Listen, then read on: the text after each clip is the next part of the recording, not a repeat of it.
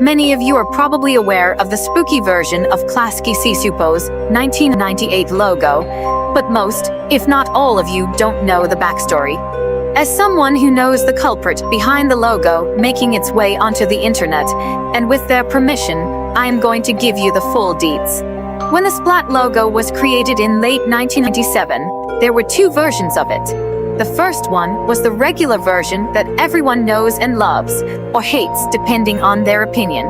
This one can still be seen at the end of any of the company's shows produced between 1998 and 2005 easily. The second version was the infamous horror version that has been subject to all of the remakes and creepypastas. This one can't and won't be seen by the public, ever, for one big reason I'll explain. The original idea behind the horror version was to feature it at the end of Halloween specials and reruns of Klasky Csupo programming that was run on Nickelodeon during that same week.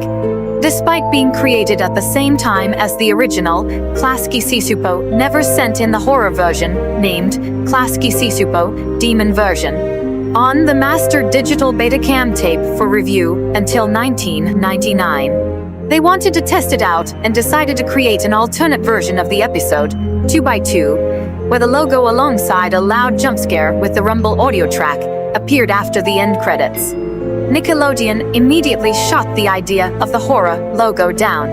They were already getting several angry letters and even a few emails about how the regular version of the logo was scaring children, some to the point of vowing to never watch Nickelodeon again.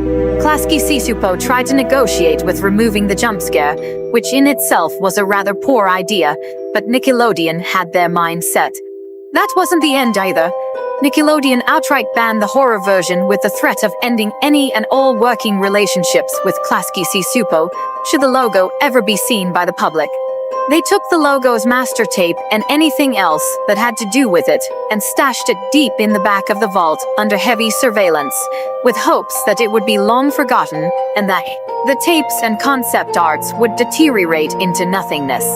Nickelodeon originally wanted to completely erase all of the tapes it was on, but some of the staff at Klasky Csupo were upset about it and protested about it. The compromise was made that while the logo would never be seen by the public, and that Nickelodeon was still furious that it was even made, they would also never destroy it for the sake of the few concerned graphic artists. Eventually, the horror logo was pretty much forgotten about after this. Klasky Csupo continued to produce some of Nickelodeon's most well-known Nicktoons of the time, and would remain the top animation studio until the astonishing and unlikely boom in popularity of a sea sponge who lives in a pineapple under the sea. Speaking of SpongeBob, the horror logo would soon find company with the uncensored version of Sailor Mouth and the original version of Just One Bite, also joining it in the "This Never Existed" section of the vault. In 2011, when Teen Nick debuted the 90s Are All That throwback block, the rebroadcast of the cult movie Cry Baby Lane sparked the memories of several Nickelodeon workers who were there during the whole fiasco. These unnamed workers went to Nickelodeon with the idea of running the logo on reruns of Rugrats on the block during Halloween. Unfortunately, much like Major League Baseball's perpetual ban of Shoeless Joe Jackson, Nickelodeon still refused to budge on their forever ban of the logo, and thus it remained inside of the vault. That is until 2 weeks later, when an unnamed security guard snuck into the vault during his night shift.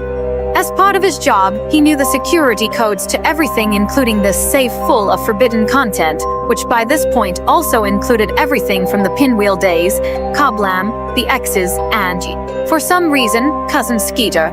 The security guard took the tape that had the alternate version of 2x2 and sent it off to be digitized.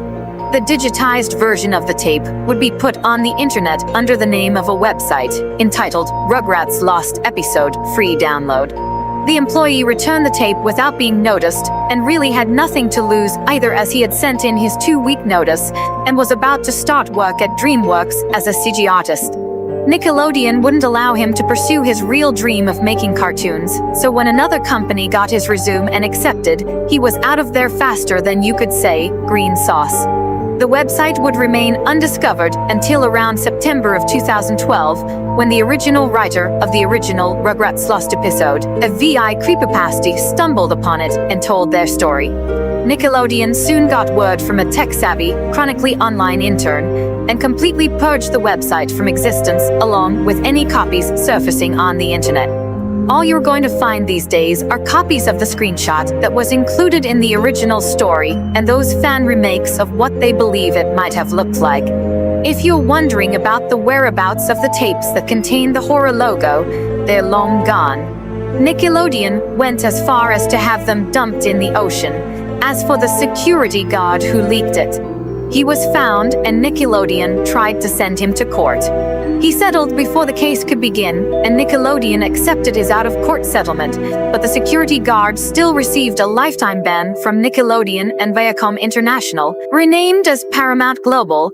This also led to him being fired from DreamWorks due to their working relationships with Paramount Pictures and its subsidiaries.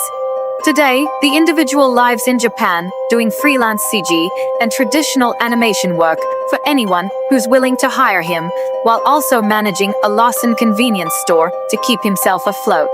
I will not be giving out his name for privacy reasons. He heavily regrets leaking that stupid tape and considers it the dumbest thing he's ever done. To this day, nobody knows why Nickelodeon displayed so much vitriol over the logo. Yes, it was true that they were receiving flack about the original logo scaring children, but the moral outrage over the horror logo still seemed excessive. Some people believe that the ban was overly ridiculous, like I do, while some defend Nickelodeon's decision. The only thing I can compare it to is the special version of the MTM Enterprise's logo that appeared after the series finale of Texas Wheelers. With the exception of that one mention in that news article from 1985, it's purged from everywhere as well. Below is a YouTube link to the audio from that leaked episode. I found it on an old hard drive that I recently dusted off and put into the reader. The file was corrupted to the point that only the audio could be decoded. I really wish that the full computer file would have been completely intact, but after staying up all night to try and get this thing to even work, I'm just glad I could get the audio out of it. I have no idea how long this will stay up on YouTube. My main fear is that Nickelodeon or Paramount Global will throw the book my way. I am simply uploading this for archival purposes. Enjoy it while it exists on YouTube, and remember that if it's taken down, it is indeed canon.